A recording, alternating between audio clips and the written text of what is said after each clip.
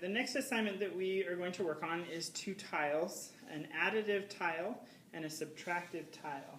And these are some examples of some tiles that have been done. We've got this tile here that has some additive leaves and then some carved in pieces, and you can see that on its side. Here we have another piece. Additive would be these little pieces that come up, the little bumps. The subtracted would be where there was pressed pieces into it. And then here's another one. You can see the ribbon here that was put on, added, and then you can see how that's added on top, where the subtractive is the part that's been put onto it.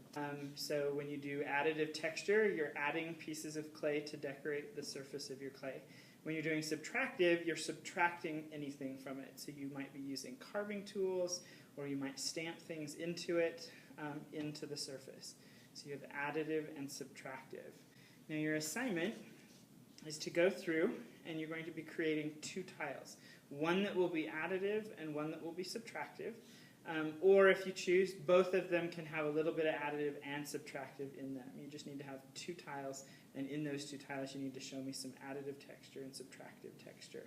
And so what we'd like to do is first start by cutting your tiles into 4-inch slabs. So first we're going to take the slab of clay and we're going to smooth it out. When we've rolled it through the slab roller, we've created this texture on the outside of the clay, and if we keep that texture there, it will continue to crack. So I'm going to take this rib tool, it's just a rubber rib, and I'm going to take, clean some of that off, I'm going to take that tool, didn't get cleaned very well, I'm going to take that tool and I'm just going to kind of run it across, smoothing out that surface.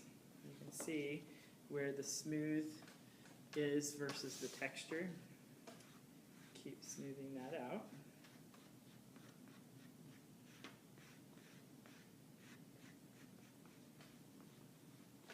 I'm going to flip it over. I'm going to smooth out the other side as well. And again, I'm not scraping the clay off. I'm just running this across to give it a smoother surface.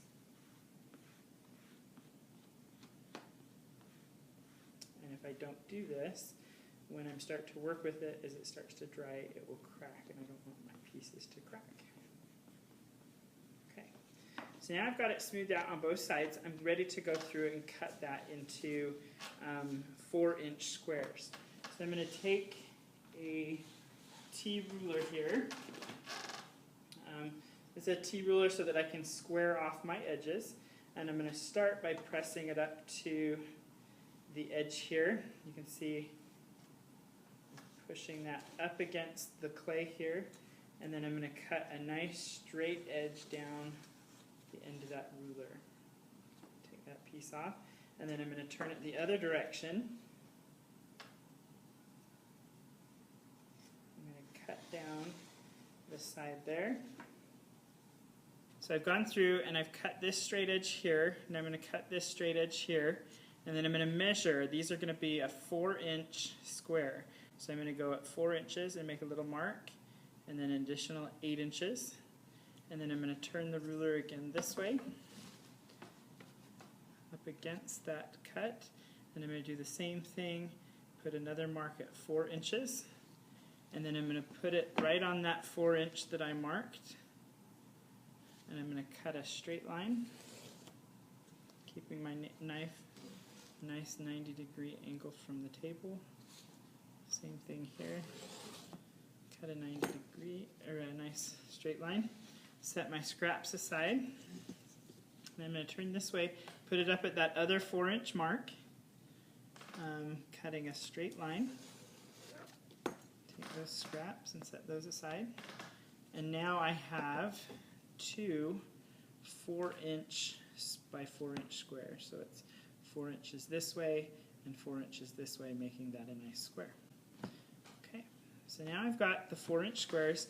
I'm going to set these to dry. So I'm going to take a board and I'm going to place my newspaper on that board. like this, so that I can let that sit overnight. Right now it's what we call a soft slab, and it's pretty bendable, and I want this to be pretty stiff. So I'm going to set that on the board. I'm going to stick this into a bag. Got a garbage bag here. And I'm going to take this and slide it into the garbage bag, pushing it to the back. And then I'm just going to kind of flatten out any extra air, tuck down the extra sides, take this edge and twist it in the bottom, and I'm going to lay that on the shelf overnight to go leather hard. I want it to go leather hard so that when I pull it out, it'll be stiff, won't bend, and then I can clean it up and start adding and subtracting texture.